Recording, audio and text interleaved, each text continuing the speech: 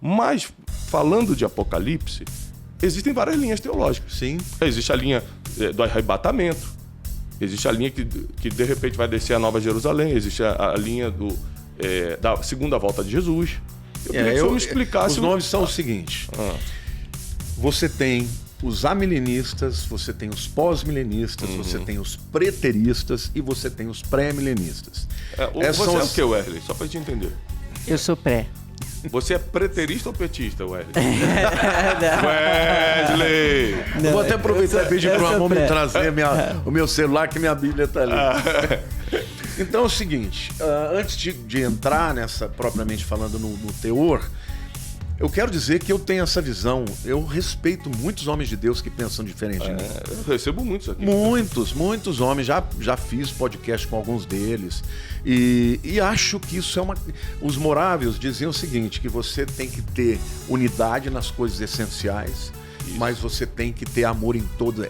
Nas que não são essenciais, você tem que ter respeito, mas você tem que ter amor em todas. Então... Você nunca vai me ver batendo em alguém porque pensa diferente de mim. Agora, eu apanho. Eu apanho porque as pessoas... Outro dia aí um desses pastores antigos e que hoje já não estão mais em alta, bateu pra caramba em mim, na Valnice, porque nós somos pré-milenistas, né? A verdade é o seguinte, eu estudo isso há 40 anos, estudo com profundidade todas as teorias, e eu acredito que as pessoas não entenderam ainda que existe arrebatamento e segunda vinda. Basicamente, o que os amilenistas dizem. Os amilenistas são aqueles, na maior parte deles, os calvinistas. Tá? Eles acreditam que Israel não tem mais nada a ver. Que era uma pergunta que a gente ia fazer. Sobre a guerra de Israel jamais. Quando Israel deixou a aliança... Deus simplesmente virou a página. Eles creem numa teoria chamada de Replacement Theory, ou seja, a teoria da substituição. Ou seja, no lugar de Israel, Deus põe a igreja. Eu não consigo acreditar nisso, e com todo respeito a quem pensa diferente, porque como eu fui em Israel muitas vezes, e tem muitos amigos está na judeus, Bíblia. Mas tem também... Romanos 11 não tem como dizer. Deus fala assim, porventura Deus deixou... De ter aliança com o seu povo de maneira nenhuma. Ou seja, eles não entenderam que, na verdade, o endurecimento, é o que Paulo fala aos Romanos, capítulo 9 a 11, o endurecimento de Israel foi necessário para que os gentios fossem alcançados. Mas lá no final do capítulo 11 ele fala, Deus encerra todos debaixo da desobediência para exercer de misericórdia com todos. Ele está dizendo, a igreja foi enxertada na videira verdadeira. Ou seja, as promessas de Deus para com Israel ainda estão valendo. Então, os amilenistas, ele também diz o seguinte, não são 1000 anos. Não são 1000 anos, porque só tem um texto que fala sobre isso, que é o texto de Apocalipse 22. Não é verdade. Todos os véteros testamentários, os judeus, os rabinos, eles falam de reino milenar do Messias. O Talmud, que é o principal compêndio de estudos teológicos, falam de 1000 anos. Então veja, a Bíblia fala de 1000 anos, eu creio que são 1000 anos. Agora, eles dizem que quem está governando, porque Apocalipse 22 diz que Cristo vai reinar na terra durante 1000 anos. Aí eles dizem, não, Cristo não vai voltar mais para a terra agora. Ele está reinando já através da igreja. Agora, o texto de Apocalipse 22 diz que Satanás está preso.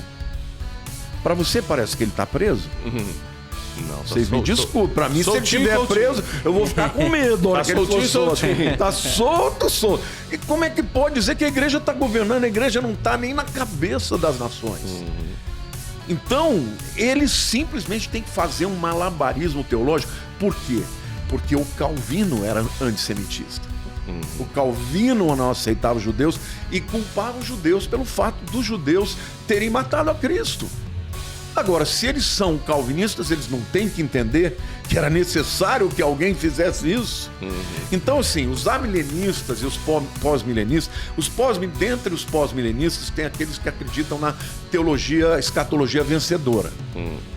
Essa escatologia, ela nasceu sobretudo no final do século XIX, começo do século XX, quando o mundo estava descobrindo muitas coisas extraordinárias, como penicilina, o mundo estava com avanços tecnológicos, logo veio o avião, sabe? O término, né, dos transportes, por exemplo, com navios...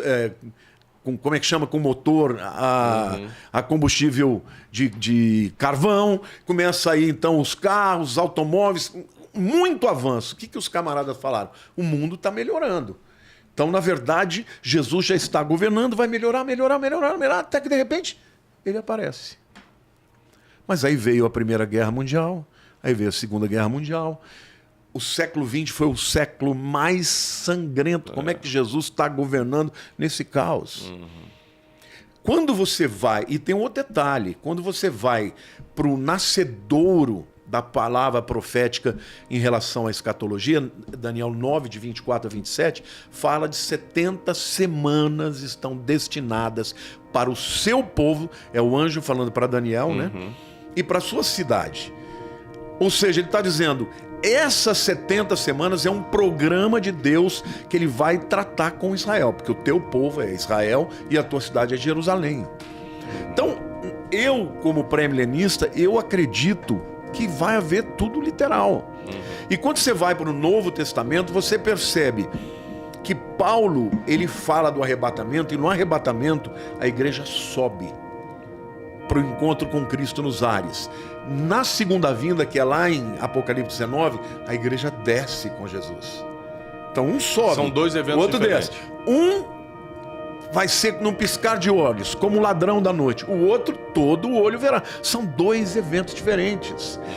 Em 1 Tessalonicenses 4 fala do arrebatamento, e no 5 fala do dia do Senhor. Entendeu? Agora, é o dia da ira. Fala, mas 1 Tessalonicenses 5:9 diz, mas vós não fostes destinados para a ira. Então, no 4 é o arrebatamento, no 5 é o dia da ira, que é a grande tribulação. Quando você vai para Mateus 24, você vê que é depois da tribulação daqueles dias, foi visto um sinal no céu e o Senhor aparece. Então, no arrebatamento, primeiro vem o arrebatamento, depois o dia da ira. Na profecia de Jesus, primeiro vem depois da tribulação desses dias é que vem o Senhor. Então são dois eventos diferentes. Uma coisa não exclui a outra, só são dois programas diferentes. O primeiro programa é para os crentes, que creem que Jesus é o Senhor e Salvador. O segundo é para o mundo inteiro. O mundo inteiro vai ver. As consequências acontecerão para o mundo inteiro. Outra coisa, Jesus, quando ele fala lá em João capítulo 14, né, aquele texto célebre, né? Não se turbe o vosso coração, crede em Deus, crede também em mim. Na casa do meu pai há muitas moradas, se assim não for, eu não vos teria dito. Vou preparar-vos lugar para que onde eu estiver, vós estejais também. E quando é que Jesus vem buscar a sua noiva? Para levar para onde? Para a casa do meu pai. É o céu. Agora, na segunda vinda, não tem casa do meu pai. Na segunda vinda ele desce no Monte das Oliveiras com a sua noiva. Então vai são julgar, dois lugares. Agora, vai julgar as nações. Vai julgar as nações, né? Tem gente que fala, não, vai subir e descer. Pera lá. Ele vai preparar um lugar, a gente chega lá, dá uma olhadinha e já desce? Não, a igreja estará lá por 7 anos. E depois dos 7 anos ela desce para o programa de Deus na terra através do milênio. Mas antes do milênio, no vale de Josafá ali, que é o vale de Cedron, você conhece bem. Ele, e Jehoshafat significa o Senhor julgará. Ali ele vai reunir as nações. E o texto ainda diz, e serão julgadas pela maneira como trataram Israel e dividiram as suas terras. Eita. Até isso a profecia diz. Como é que Deus vai falar, não tem Israel aí? Me surpreendeu, assim, isso sempre foi uma surpresa boa, ver como os Estados Unidos tratam Israel.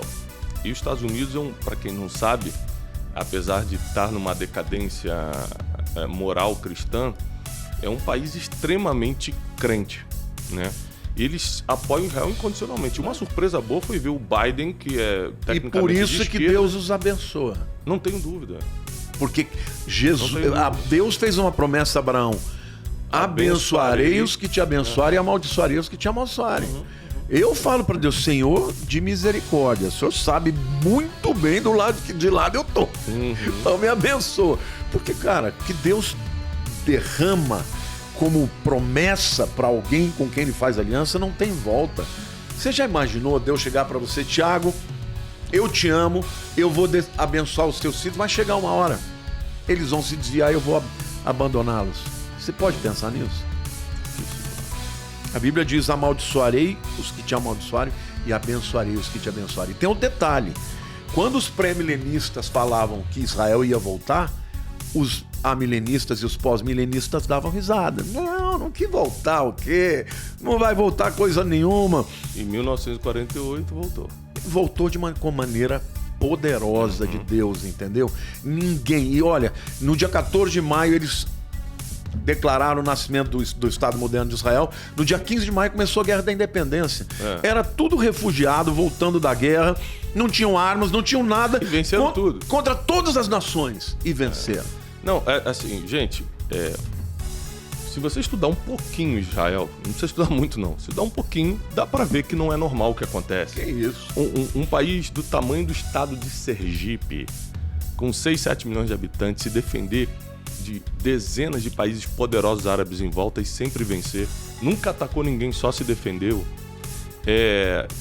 Hoje é uma referência em tecnologia, finanças, os homens mais ricos do mundo são judeus. O prêmio Nobel, por exemplo? Os prêmios Nobel, tudo vai para judeus. Então, assim, não tenha dúvida que existe algo espiritual. Por favor. Isso aí, gente, vamos para a estatística de novo, entendeu? Eu sou pró-Israel, sou amante de Israel, sou ofertante em Israel. Todas as vezes que eu vou a Jerusalém... Nós também. Levo minha família, todos os meus filhos já pisaram na terra de Israel. Eu não sou místico, assim, tipo, se eu passar nas águas do Jordão, não sou místico, mas eu acredito que existe um poder na terra de Israel e eu sou um abençoador de Israel. Tecnicamente falando aqui, ser pré-milenista, amilenista e tudo, isso no final não muda a nossa salvação em nada. Não, isso é como eu falei. É só um discernimento teológico. A única coisa que te salva é crer que Jesus é o Senhor, que Jesus é o Salvador e o único caminho.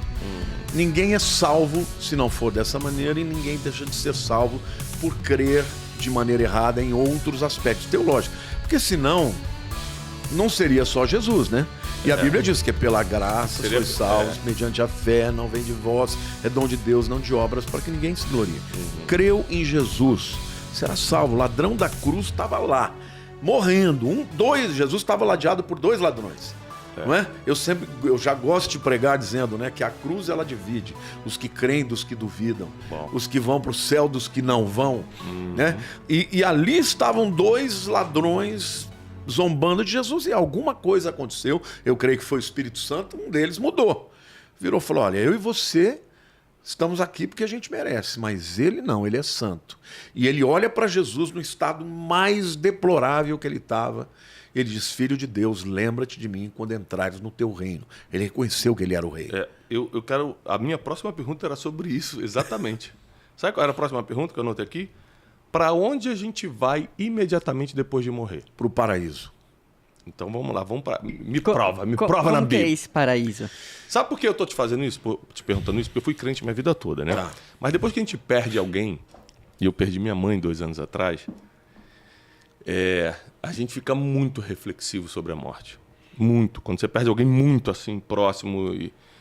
E a primeira coisa que veio na minha cabeça, primeiro eu descobri que eu era crente de verdade, porque quando deram a notícia, morreu, eu falei, seja feita a vontade de Deus. Não fiquei revoltado, fiquei muito triste, mas entendi. Um dia nos encontramos no paraíso, amém. Mas aí veio dúvidas pequenas, tipo, ela vai ficar dormindo até a volta de Jesus, ela imediatamente abre os olhos na eternidade. Explica pra gente isso. A palavra dormir, né, usada no Novo Testamento é um eufemismo para morte. Porque a palavra thanatos, que é morte no grego, é uma palavra muito pesada.